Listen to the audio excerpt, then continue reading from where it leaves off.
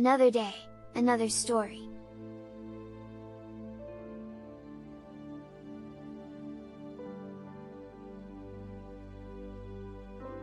Old French fairy tales.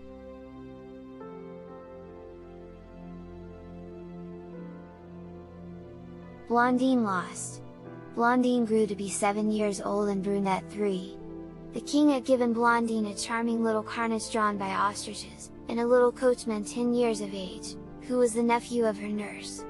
The little page, who was called Gourmandine, loved Blondine tenderly.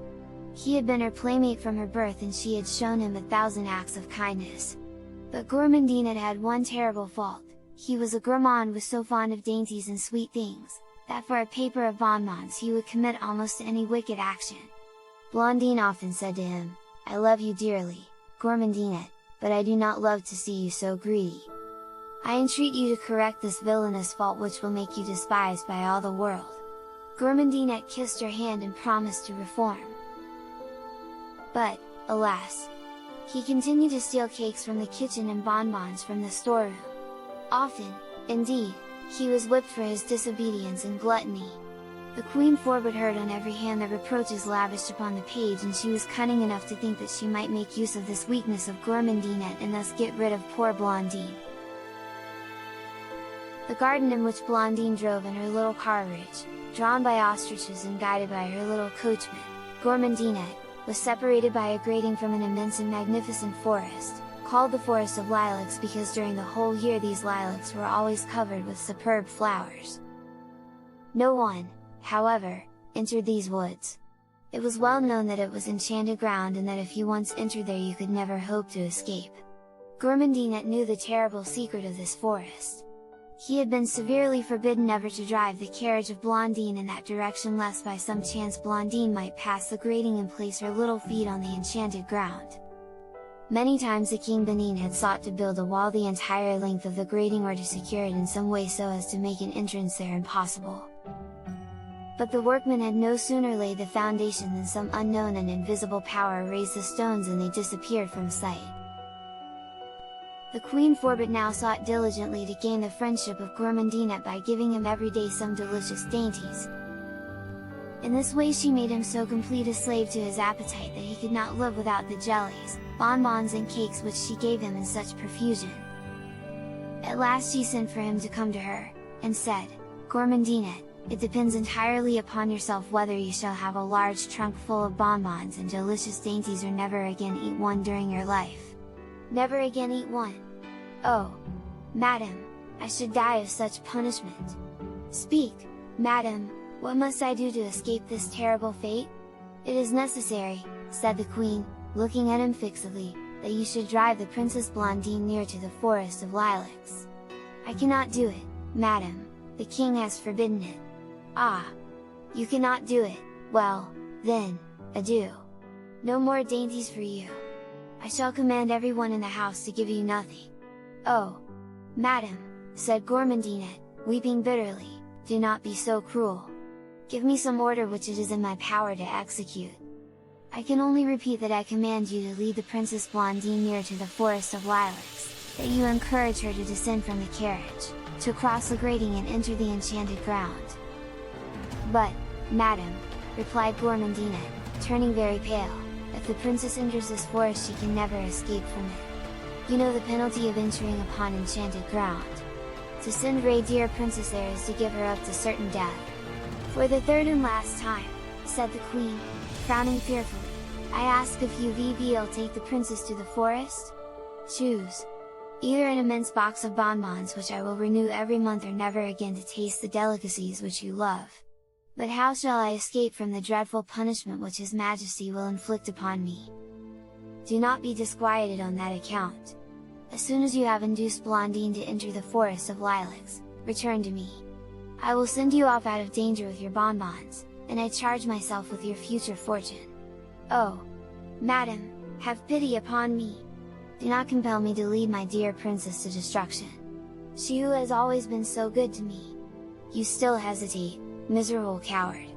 Of what importance is the fate of Blondine to you? When you have obeyed my commands I will see that you enter the service of Brunette, and I declare to you solemnly that the bonbons shall never fail." Gourmandine had hesitated and reflected a few moments longer and, alas! At last resolved to sacrifice his good little mistress to his gluttony. The remainder of that day he still hesitated, and he lay awake all night weeping bitter tears as he endeavoured to discover some way to escape from the power of the wicked queen. But the certainty of the queen's bitter revenge if he refused to execute her cruel orders, and the hope of rescuing Blondine at some future day by seeking the aid of some powerful fairy, conquered his irresolution and decided him to obey the queen. In the morning at 10 o'clock Blondine ordered her little carriage and entered it for a drive, after having embraced the king her father and promised him to return in 2 hours. The garden was immense. Gourmandine, on starting, turned the ostriches away from the forest of lilacs. When, however, they were entirely out of sight of the palace, he changed his course and turned towards the grating which separated them from the enchanted ground. He was sad and silent. His crime weighed upon his heart and conscience. "What is the matter?" said Blondine, kindly. "You say nothing. Are you ill, Gourmandine?" "No, my princess, I am well. But how pale you are! Tell me what distresses you, poor boy, and I promise to do all in my power to make you happy." Blondine's kind inquiries and attentions almost softened the hard heart of Gourmandine, but the remembrance of the bonbons promised by the wicked queen, Forbit, soon chased away his good resolutions. Before he had time to reply, the ostriches reached the grating of the forest of lilacs. "Oh! The beautiful lilacs!" exclaimed Blondine, "how fragrant, how delicious! I must have a bouquet of those beautiful flowers for my good papa. Get down, Gourmandine, and bring me some of those superb branches. I cannot leave my seat, princess, the ostriches might run away with you during my absence." "Do not fear," replied Blondine, "I could guide them myself to the palace. But the king would give me a terrible scolding for having abandoned you, princess.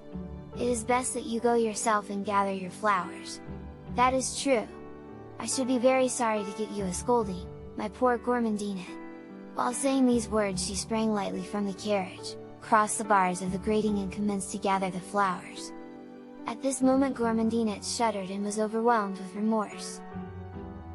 He wished to repair his fault by calling Blondine, but although she was only 10 steps from him, although he saw her perfectly, she could not hear his voice, and in a short time she was lost to view in the enchanted forest. For a long time Gourmandine wept over his crime, cursed his gluttony and despised the wicked Queen Forbit. At last he recalled to himself that the hour approached at which Blondine would be expected at the palace. He returned to the stables through the back entrance and ran at once to the queen, who was anxiously expecting him. On seeing him so deadly pale and his eyes inflamed from the tears of awful remorse, she knew that Blondine had perished. "Is it done?" said she. Gourmandine bowed his head. He had not the strength to speak. "Come," said she, "behold your reward." She pointed to a large box full of delicious bonbons of every variety. She commanded a valet to raise the box and place it upon one of the mules which had brought her jewelry. "I confide this box to Gourmandine, in order that he may take it to my father," she said.